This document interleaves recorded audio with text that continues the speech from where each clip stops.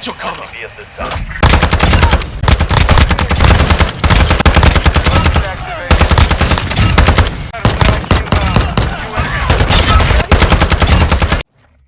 Alright, I started out 0-3. That's why I cut the minutes a little bit short.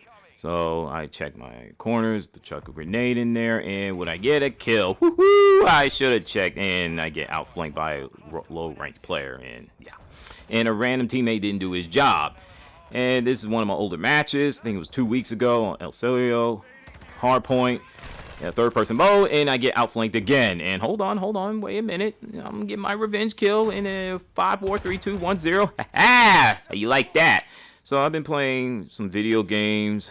If I'm not, I've been doing, doing exercise, reading books, watching, well, more like rewatching NBC's Chuck on Amazon Fire TV. Just taking good care of myself and helping out family, things of that nature. So let me go back to video games for a minute. I've been playing, if it ain't Call of Duty Modern Warfare 2, it's Spider-Man Miles Morales. I really need to finish that up. Speaking of which, I really need to get back into Marvel's Guardians of the Galaxy. I haven't touched that game in about 2 or 3 months, I believe. I got a platinum trophy at playing Tales of Iron from PlayStation Plus, PS Store, and playing some demo games. So, and yeah. No, this is not Varys Lost Volume 200, so get that out of your head right now, ladies and gentlemen, boys and girls and gamers. So be on the lookout for that in between upcoming August or September or December. So, yeah. A Call of Duty Pro player makes a fan happy, so much so it makes him cry. In a good way. The link will be in the description. And Loot for Good, Call of Duty Modern Warfare 2, charity, Call of Duty endowment, having veterans find a job and, donating, stuff like that. But it's only in DMZ, PvPvE, So, the only issue I have with that is that it's only for 6 days, from May 1st to May 7th, and there are fans out there like, look, I want to play it, but real life comes first, You should have extended it by at least 2 weeks or make it an entire month. I wish they would have done that. So the article link will be in the description. So, as far as Legend of Zelda Tears of the Kingdom, just came out today and is getting rave reviews, universal acclaim, is getting 10 out of 10s. I mean, it's the best. It's a Game of the Year contender already. My goodness. And I tried to get my brother into that, and he's like, nah, I'd rather go play Fire Emblem Engage instead of touching that game. I mean, it may take me years to beat that game.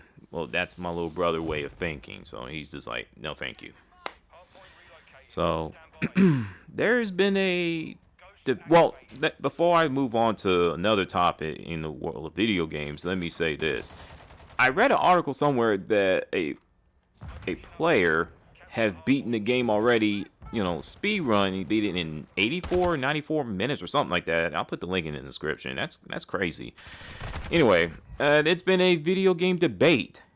I read an article from thegamer.com, and it's stick with it or drop video games entirely. I like to call it stick with or drop unfun games. Now, there are games that I struggled a bit, and I just went back to it later on, and once I beat it, I'm like, yeah, I like that. I mean, for an example, like Days Gone, I did struggle a bit, but I came back to it and I beat it, and I'm like, wow, this is truly an underrated Sony exclusive game. Unfortunately, we ain't gonna see a sequel. If we do, it'll be what, PlayStation 6? So, and there are games out there. I can't remember which game I played. It was a first person. It was stealth action adventure. I think it's Prey or something, some other game. I can't think of the name. but I did play it, and it was just way too slow for me, and the story just bored the crap out of me. I just dropped the game entirely. Another game I played and just found it unfun, Control. I just didn't like the story, the gameplay, the backtracking. Yeah, I just gave up on those games and never came back to it, you know? I even have about maybe 2 to 4 videos I have on my channel. You can, check that out if you want to. I'm not going to force you to do anything you don't want to do. So, it comes down to personal preference. If you buy the game and you play it, you don't like it, you have choices. For me, if I do research and I play the game and I struggle with it at first, then just put it away and go play other games and come back to it, and then I keep playing until I beat it, and I'm like, okay, I get it.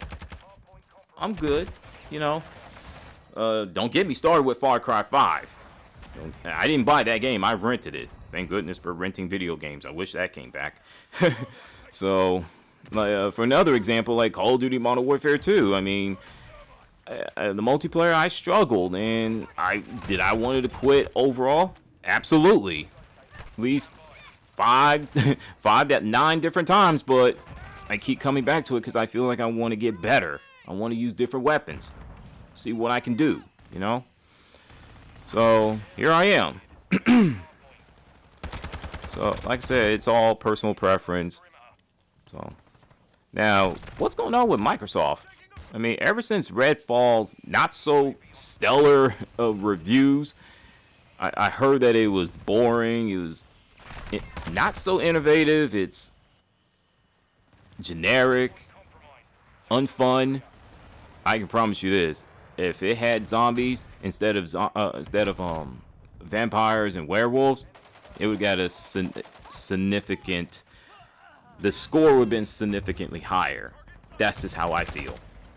Well, people don't like zombies. I mean, not people, zombies. People don't like werewolves and vampires. It's tiresome. But you're not tired of zombies in video games. Okay, that makes sense. Okay. It's not just Redfall's disappointment with Microsoft. Now fans are worried about Starfield, a brand new game supposed to come out, I think it's later this year. It's supposed to be like between Mass Effect or Fallout in space, something like that. So I think Xbox fans have every right to be concerned about their upcoming game. So I just hope it doesn't get the Cyberpunk 2077 treatment where it's being labeled as the greatest game of all time before it comes out, and all of a sudden it's just a complete utter train wreck. But then again, this is Bethesda. They have released games that is not so great in terms of the technical issues, bugs and glitches and things of that nature. So we'll see what happens with Starfield. But Microsoft, man, ever since the DRM controversy for Xbox One, which was the 8th gaming generation, last generation, excuse me, they've been playing catch up. They have only themselves to blame for their mess. Plus, the reliance on the big three are real, and it's tiresome. Fans want more, and I can't blame them for that.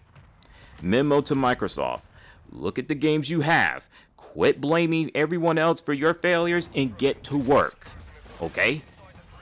That's all you gotta do. And I know what you're thinking. Well, look at Sony. Okay. Sony has their own issues to attend to. Okay? But the first party games ain't lacking. It's just they need to stop with this. Oh, we're gonna lose Call of Duty. We're gonna lose that money. What are we gonna do? Get Battlefield. Oh, they're not making that big money. Battlefield is dead. Oh my goodness. Oh my goodness, Sony, shut up.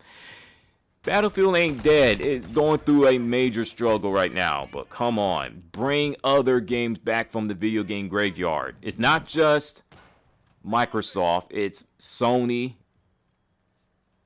as well, and Nintendo. I gotta throw y'all in there. Just do that. Give the fans what they want. It's not that hard. But y'all don't want to listen. Dang. And with that, I'm throwing y'all a salute. What's your thoughts on the video games topics? I am out. Always and forever keep pounding. You know what to do. And I'll give you some more of gameplay and commentary. I'm out.